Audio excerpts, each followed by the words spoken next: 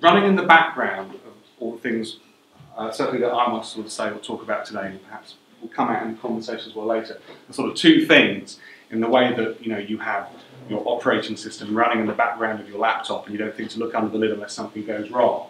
So sort of two things sort of ticking away behind the research questions that I'm interested in at the moment. One is this notion of a hybrid learning community, so any form of learning community, whether it's learning amongst professionals or learning amongst undergraduate students, that involves necessarily both sort of digital, technological, ICT-based equipment, artifacts, machines, call it what you like, and people. So something to do with the link between the human and the non-human. And then alongside this, working in a world, however you want to describe that world, I would argue that it's discursively constructed, that is networked, that does rely and work through connections between humans and non-humans, which can be done across increasingly interesting spaces, both in the physical world and in the virtual world as well. So at the moment, one of the things that I'm doing is working as a co-investigator on a 3-year institutional ethnography called Medical Education in the Digital Age. And this is based at the University of Dalhousie in Nova Scotia. And over there, thousands of miles away, and yet it's as easy for me to do my research with them as it is for someone down the road on the train, if you like. They've got something very interesting going on within their medical education faculty, which is a course that has been designed from the ground up to rest on, to use, to rely on technology. So it's not the case that, as the way many academics such as myself do, you create your course, then you bolt on some technology afterwards because someone in a quality assurance office insists that there's an E version of your module. It is an entire curriculum that can only exist because of the affordances of technology that allow it to work in the way it works. Because the course is delivered simultaneously across 2 sites, which are about 300 miles apart. And everything happens at the same time in both, apart from the lecturer, who tends to be in one or the other. And the 2 sites are connected by a custom series of fibre cables, so they've got their own network. And you've got 2 lecture rooms, here's one of them, linked through a massive series of screens. You'll have, one is slightly smaller than the other because of the size of the student cohort. There'll be a member of staff at the front. Every student workspace is geared with a microphone, and there are cameras looking down where all the students are as well. Okay, so the whole room, rests on technology. It's a really complex operation. You can see the lecture hall at the other site on the monitors behind us. When a student from the other site wants to ask a question, they can press a button, and the lecturer at this site can address them and answer their question online, and then someone from this site can answer. The guys at the other place are watching everything going on all at the same time. It's been designed this way. They designed the curriculum, then they brought in the technology to make it happen. And so as well as academic staff, the faculty, as they'd say, using all this gear, we also have, they also have dedicated technicians. They're kind of in a control booth at the back of the larger of the 2 lecturers, running all the stuff. So there's a few people like this. And you've got feeds coming through from all the equipment that the lecturer might be using. You've got feeds coming from all the students. As the students are pressing their button to ask a question, they go into a queue, which will then be monitored by this guy here, who can speak to the member of faculty staff at the front if there's something going wrong, or if there's questions waiting that he hasn't answered yet, and so on and so forth.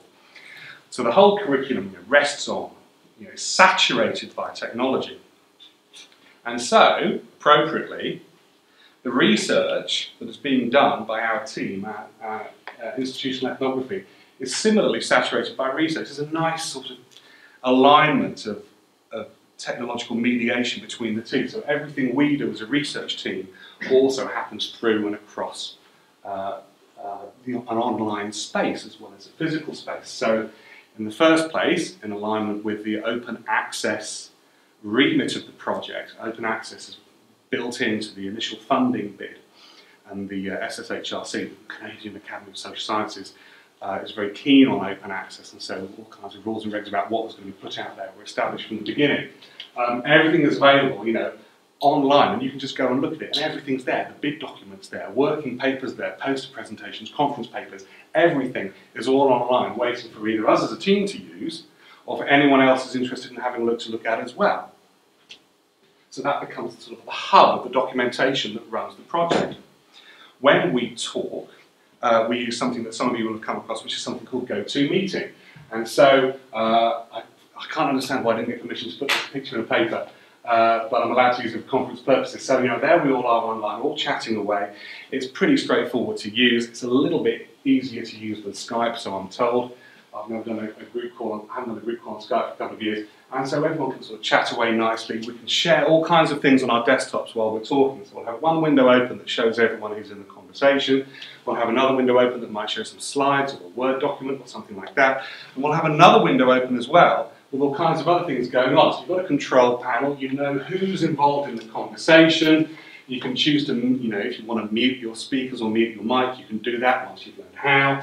And you've got something else going on which is nice as well. There's a kind of live feed, so you can, if you're not talking, or you don't want to interrupt someone else who's talking, you can just write something up. There's a little chat space on the desktop as well, which tends to get used for, you know, sarcasm, rather than stuff that's really, you know, useful to the research question. But I think that's, you know, that's not a bad thing. If this is the kind of, this little sort of the text box down the bottom is the kind of virtual equivalent of the people who sit at the back of the seminar room and ask those slightly awkward, sarcastic questions halfway through the session. So that's going on as well. And then finally, once we've done all this, and we've collected all our data together, we're using a program called Atlas T, which some of you will know about, which is a computer program for qualitative data analysis, to put everything together. So all the documentation, in this case from a series of semi-structured observations, ethnographic observations, can be loaded in.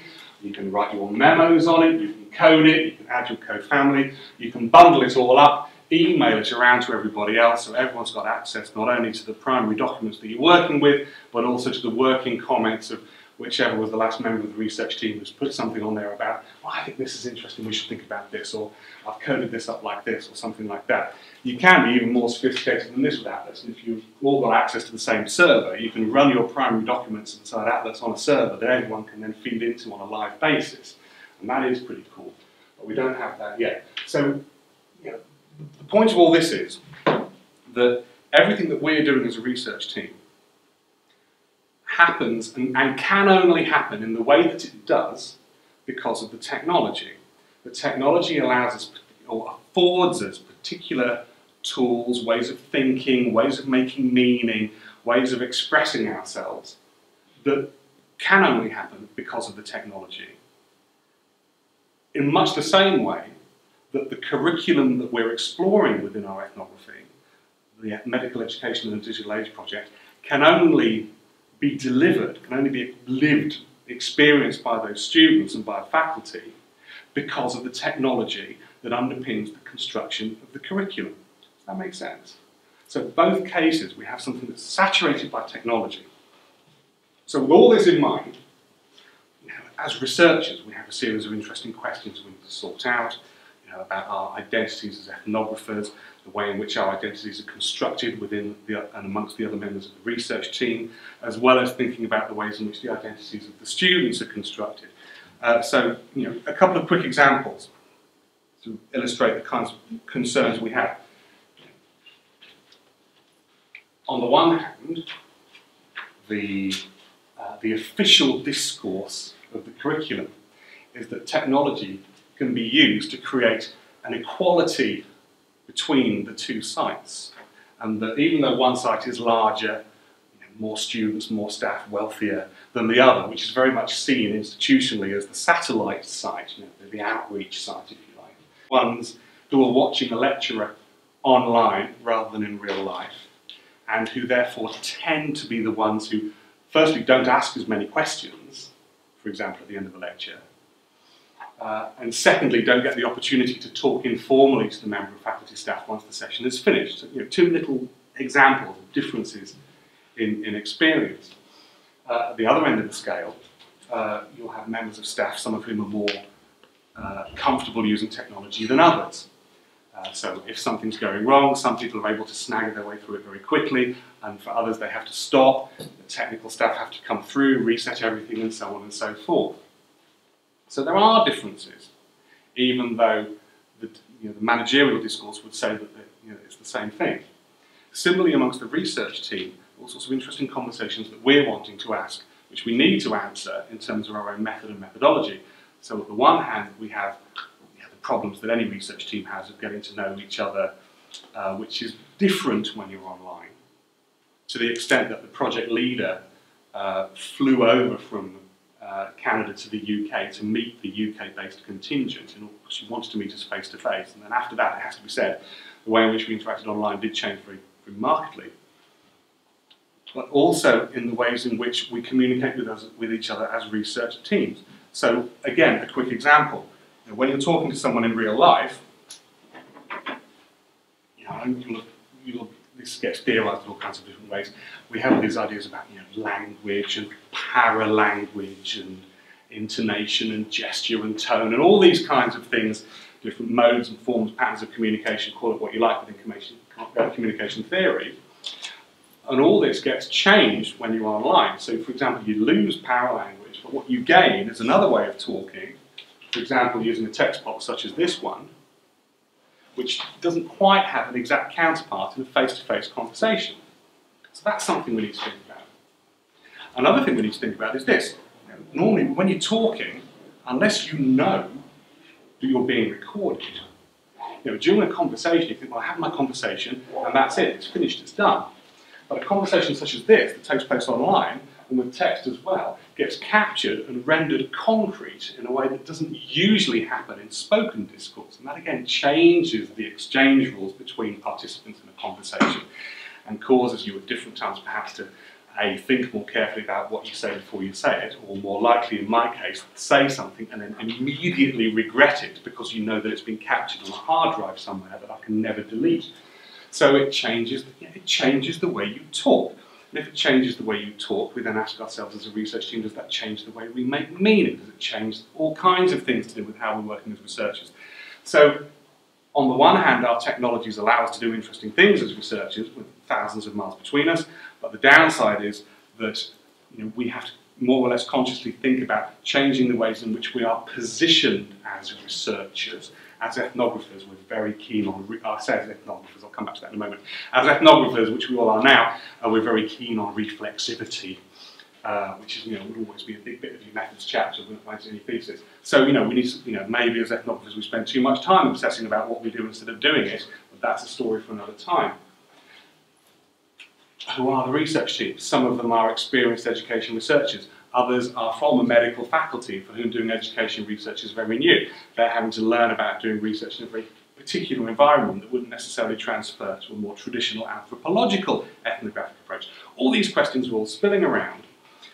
Our job, one of the things I'm hoping we can talk about today, is to find ways of explaining or theorising, on the one hand, what happens with our students as we research their experiences in this sort of technologically saturated environment, and on the other hand, exploring our own learning as a community of researchers working in a bounded field, although it's bounded in ways that we can dispute, and getting to know how to work as researchers in this environment where the technology shapes aspects of who we are.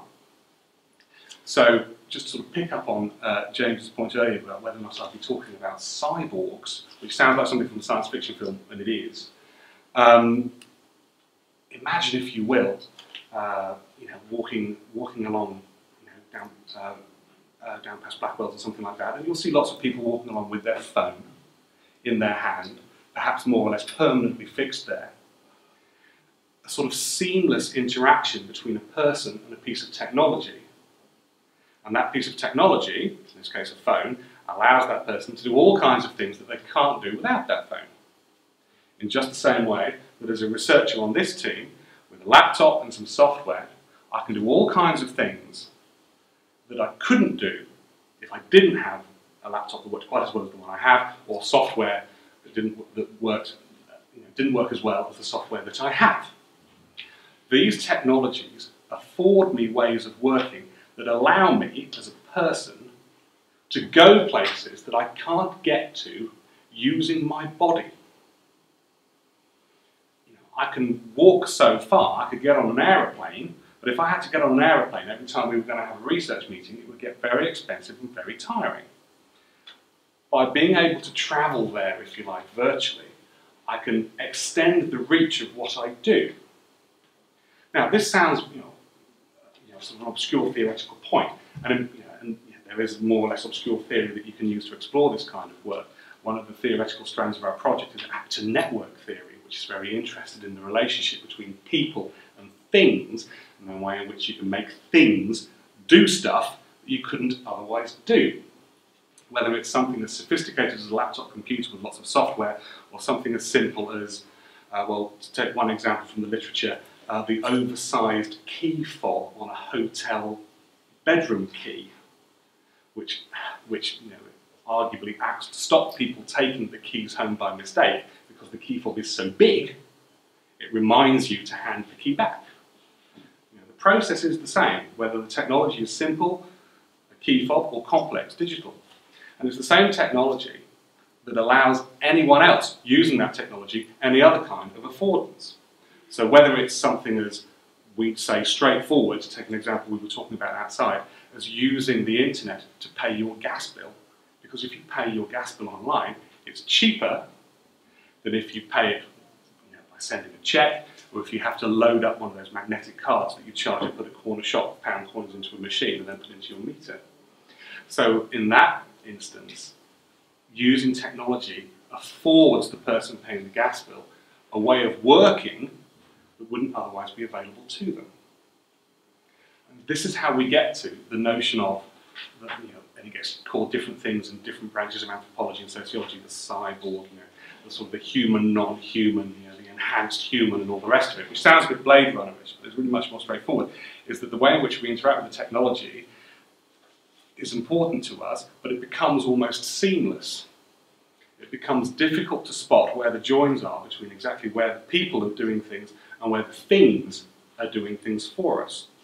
So in this research project, one of the problems we have to deal with is the fact that, well, if we didn't have this technology, what would happen to the research? Do we need to worry about that? And that sounds like a bit of an odd thing to say, because we do have the technology, so in a way we don't have to worry about it. But we do have to worry about it because the technology is shaping the way we behave. For example, in the way in which we might put text comments up when we're in the middle of a video chat, or the way in which we can choose to leave a conversation simply by clicking on a mouse if we want to drop our camera link or our sound link. So the technology is changing the way we behave, it's changing our identities as researchers. So in that sense, what we're concerned with is, how do we define ourselves as ethnographers within a technologically saturated field? Particularly when a lot of the research, a lot of the writing around ethnography, if you go back to an anthropological tradition, defines field in a very different way to the way in which we can, when theoretically our fields could be endless depending on where our technology could take us, which makes it very difficult to say where our research might start and where it might stop. Right, I've been talking for about 15 minutes and gone through the sort of main things that I'm interested in. Are we going to move over to James and then open up? Is that okay? Yeah. Is that all right so far? Right, good. So there's lots of questions, and I have lots of answers to them, but I'm hoping that we'll get some sort of provocative comments from you lot as an audience to sort of help us think about the things we're obsessing about later on. So, James now. Thank you, Jonathan.